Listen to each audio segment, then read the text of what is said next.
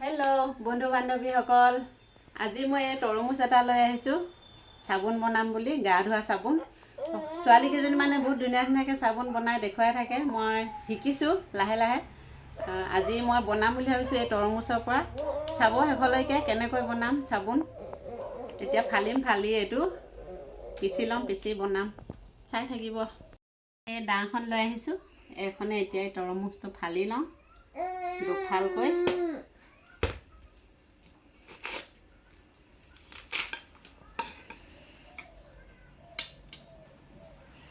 ধুনীয়া চক, একদম খাওঁ খাওঁ লগা। এতিয়া এফাল খাম, এই ডাঙৰ ফালটো, আৰু এই সৰু ফালটো চাবোন বনাম। আৰু লগত লৈ লৈছোঁ মই এয়া তৰমুজটো, এয়া ফালি ল'লোঁ, এনেকুৱা এফাল লৈ লৈছোঁ সৰুকৈ। আৰু লগত লৈছোঁ এয়া বিলাহী, গোটেইকেইটা খোৱা বস্তুৱে লৈছোঁ। বিলাহী এনেও মুখত লগাই বাৰু, আলুও লগাই মুখত, সেইকাৰণে মই আলু দি দিম এটা। আৰু এইটো অকণমান বেয়ামি আছিলে, এইটোও দি দিছোঁ। আৰু এইকেইটা বস্তু দি মই আজি বনাম। আৰু লগত দিম বুলি ভাবিছোঁ এইটো চাবোন, বিভেল নিম চাবোন। এইটো খুব ধুনীয়া গোন্ধ এটাও আছে আৰু ভালো লাগে, খুব ভাল লাগে। আমি এইটোৱে ধুওঁ বাৰু ঘৰত, সেইকাৰণে মই গোন্ধটোৰ কাৰণে এই চাবোনটো লগাই দিম চ'প পেষ্টখিনিৰ লগত মিক্স কৰি। এতিয়া মই তৰমুজডোখৰ কাটি লৈছোঁ। তৰমুজৰ মাজৰ অংশডোখৰ দিছোঁ মই, বাকলিৰ ওচৰৰখিনি দিয়া নাই। আৰু তৰমুজৰ ৰংটো নুঠে কিন্তু চাবোন বনালে অকণমান ৰঙচুৱা হয়, কিন্তু মই সেউজীয়া চাবোন এডোখৰ লগাই দিছোঁ, সেইকাৰণে অকণমান কালাৰটো বেয়া হৈ যায়, অকণমান মাটি ৰঙৰ হৈ যায়, কিন্তু ভাল হয় চাবোনডোখৰ, বহুত ধুনীয়া হয়। কাটি ল'লোঁ টুকুৰা টুকুৰাকৈ।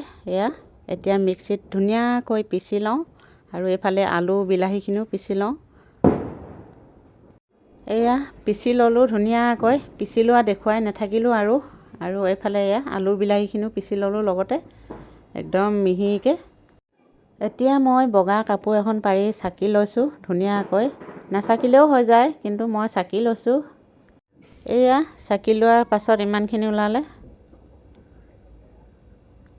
এইটো হৈছে চ'প পেষ্টটো, আধা কেজি চ'প পেষ্ট অৰ্ডাৰ কৰি অনা হৈছিলে। আৰু আগতে নকটাকৈ আহিছিলে চ'প পেষ্টটো, এইবাৰ পিচকৈ কাটি থৈ দিয়া আহিছে। ইয়াৰে মই এতিয়া 3 পিচ লৈছোঁ দিবৰ কাৰণে। এয়া পিচকৈ কাটি থৈ দিয়া আহিছে এইবাৰ। এয়া চ'প পেষ্ট 3 পিচ লৈছোঁ, আৰু এই চাবোন এটা লৈছোঁ, এয়া বিভেল চাবোন। গোন্ধটোৰ কাৰণে লৈছোঁ মই, এই চাবোনটো খুব ভাল লাগে গোন্ধটো। এতিয়া মই এই তৰমুজৰ ৰসখিনি অকণমান কুহুমীয়া গৰম কৰি লৈছোঁ। গৰম কৰি লোৱাও হৈ গ'ল। এয়া দেখিছেনে ইমান ধুনীয়া হৈছে ৰংটো, কিন্তু চাবোনটো বনালে এনেকুৱা ৰংটো হৈ নাযায়, অকণমান বেলেগ ৰঙৰ হৈ যায়, অকণমান মাটি ৰঙৰ হৈ যায়। এয়া দেখিছেনে। চচটো পাতি এতিয়া মই গলাই ল'ম চাবোনটো। এয়া সৰু সৰুকৈ কাটি লৈছোঁ চাবোনটো গলিবলৈ অকণমান দেৰি লাগিলে, সেইকাৰণে মই তৰমুজৰ ৰসখিনি দি দিলোঁ লগতে। এয়া দেখিছেনে অকণমান সেউজীয়া গুটি গুটি হৈ আছে। আপোনালোকে যদি বনায় কেতিয়াবা চাবোনটো তিয়াই থৈ ল'ব, তেতিয়া সোনকাল হ'ব। এতিয়া দি দিছোঁ মই এয়া চ'প পেষ্টখিনি। আগতে চাবোনটো গলাই ল'লোঁ মই তৰমুজৰ ৰসখিনিৰ লগত, এতিয়া দি দিছোঁ চ'প পেষ্টখিনি গলি যোৱাৰ পাছতে হৈ যাব চাবোন। এয়া দেখিছেনে হৈছে, আৰু বেছি সময় নালাগে। এতিয়া চাওকচোন ৰংটো কেনেকুৱা হৈছে, অকণমান বেলেগ হৈ আহিছে, অকণমান মাটি ৰংটো হৈ আহিছে। আৰু মই অকণমান ডাঠকৈ বনাম চাবোনটো, বেছি পাতল নকৰোঁ। এয়া দেখিছেনে খুব ফেনাইছে, আৰু ধুনীয়া গোন্ধ এটাও আহিছে। মই গোন্ধটোৰ কাৰণে চাবোনটো দিছোঁ, সেইটো কাৰণে মানে দুটা কালাৰৰ মিক্স হৈ গৈছে, তৰমুজৰ আৰু চাবোনৰ, সেইকাৰণে ৰংটো এনেকুৱা ধৰণৰ হৈছে। তাৰমানে হৈছে আৰু চাবোন বনোৱা। এয়া দেখিছেনে ৰংটো এনেকুৱা ৰং হৈ গৈছে। মই অকণমান বেছিকৈ পগাই দিছোঁ আৰু ডাঠকৈও বনাইছোঁ, সেইটো কাৰণে এনেকুৱা হৈছে।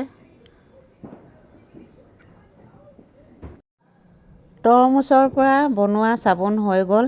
এয়া ৰংটো কিন্তু তৰমুজৰ নিচিনা হোৱা নাই, অকণমান বেলেগ হৈ গৈছে, যিহেতু মই সেউজীয়া চাবোন এটা দি দিছোঁ, সেইটো কাৰণে অকণমান মাটি মাটি ৰঙৰ হৈ গৈছে। চাবোনটো মই গোন্ধটোৰ কাৰণেহে দিছোঁ, কিন্তু এনেই নিদিলেও হৈ যায়, চাবোনটো নিদিলেও চাবোন হ'ব। এয়া দেখিছেনে, এনেকুৱা ধৰণৰ হৈ গৈছে ৰংটো। আৰু দেখিবলৈ বেয়া হৈছে, কিন্তু খুব ধুনীয়া গোন্ধ এটা আহিছে, ভাল লাগিছে চাবোনটো। আৰু আগতেও মই এবাৰ বনাইছিলোঁ তৰমুজৰ পৰা, কিন্তু তেতিয়া চাবোন দিয়া নাছিলোঁ, অকল তৰমুজ আৰু বিলাহী দিছিলোঁ তেতিয়া আগৰবাৰত বনোৱা চাবোনটো। আৰু দেখুওৱা নাছিলোঁ আপোনালোকক কি দি বনাইছিলোঁ।